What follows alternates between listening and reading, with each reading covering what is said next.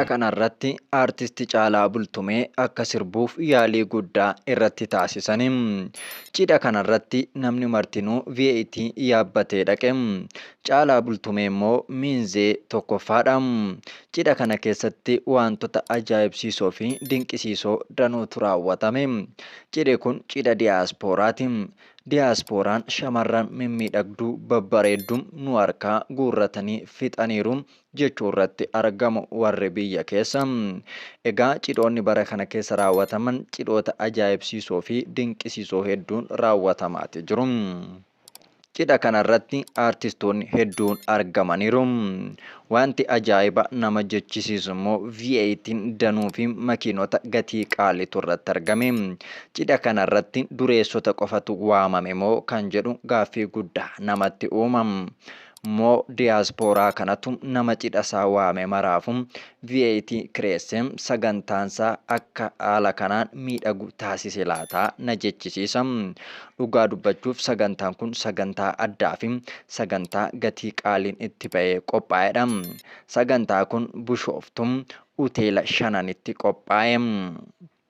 Egaa abbaan sagantaa kanaa diyaaspooraadhaan Ameerikaa jiraata ture. Egaa diyaasporaan akkatti dureessota walitti qabe artistoota bebbeekamoo walitti qabe cidha ajaa'ibaa godhate kun Hinjiiluu Fullaasaa jedhama. Durbee Galaanee jedhamtu cidha ajaa'ibaa fi dinqisiisaa ta'een fuudheetu jira. Cidha kanarratti faradoonis argamanii faradoodhaanis garmaamaa turaniiru. Egaa taateewwan cidha kana keessatti nama kolfisiisan keessa Caalaa Bultumee akka sirbuudhaaf dhidhiibaa turaniiru. Garuu Caalaan mataadhuma jabaateetu dide. Dhugaa dubbachuuf Caalaan sirbatti akka garaa jabaate as keessatti arguun ni danda'ama.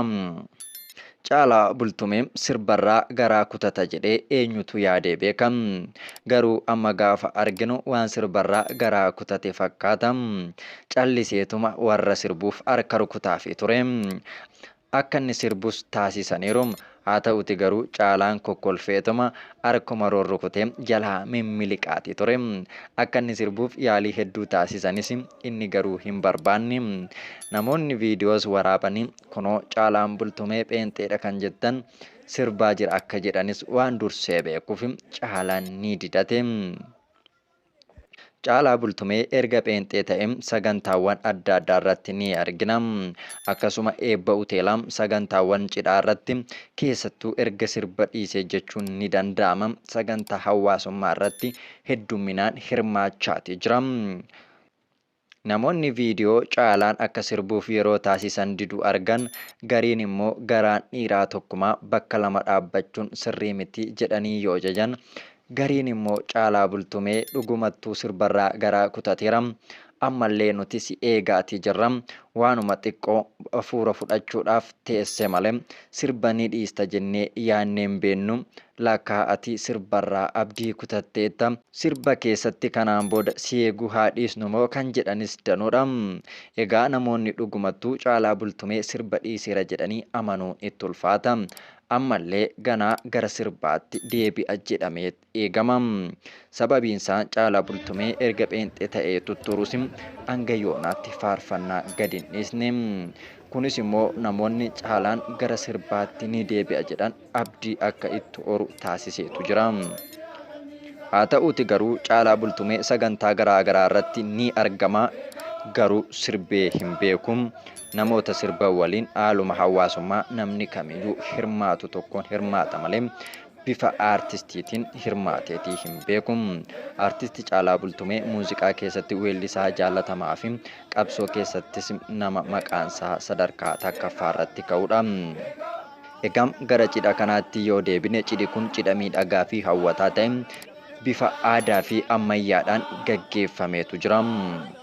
Egaa namoonni waa'een VAT cidhoota kanarratti argamanii namoota baay'ee kan dinqisiisee fi kan raajee yoo ta'u, namichi kun baala gizeedhaan kan cidha kana qopheeffateen cidha baala gizee jedhanii sooshaal miidiyaarra yeroo oli gadi oofan argeetiin jira.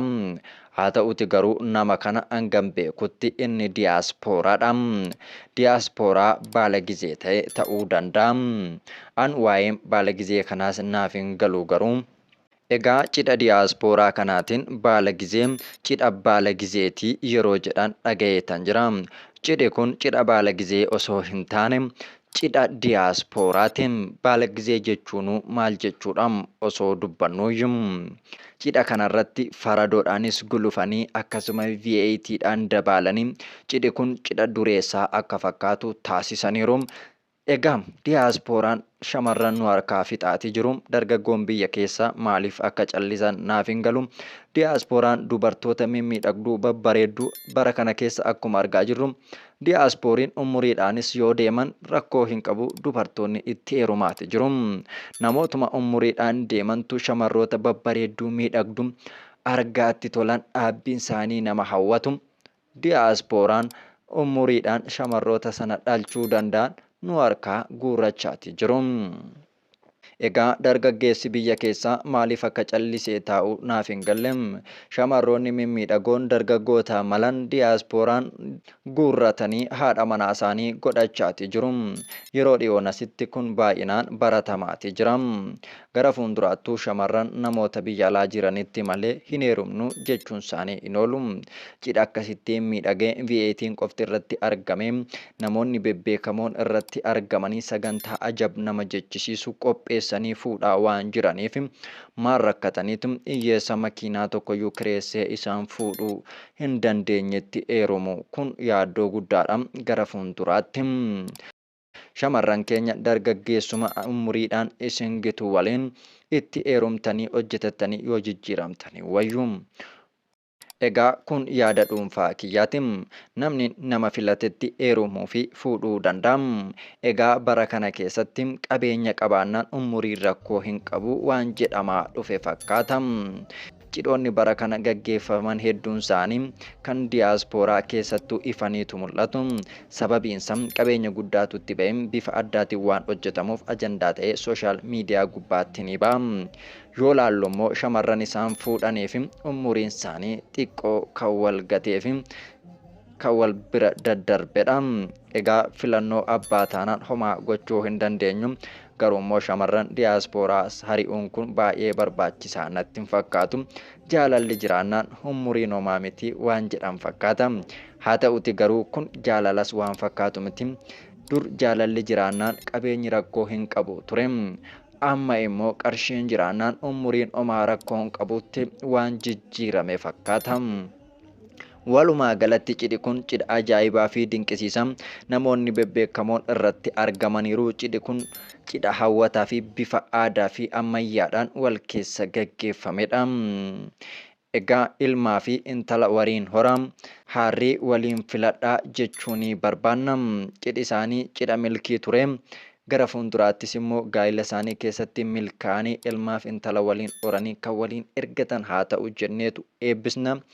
Egaa qophiin keenya guyyaa har'aa cidha Hinjiiluu Fullaasaa fi Durbee Galaanee irratti xiyyeeffate kan hangammaa turedha. Maarree isin immoo qubee miidiyaa sabiskiraayib laayik gochuu hin dagatina. Yaada keessan immoo koomentii jalatti nuu qoodaa isiniin jenna. Hanga qophii biraatiin walitti deebinutti horaa bulaa deebanaa.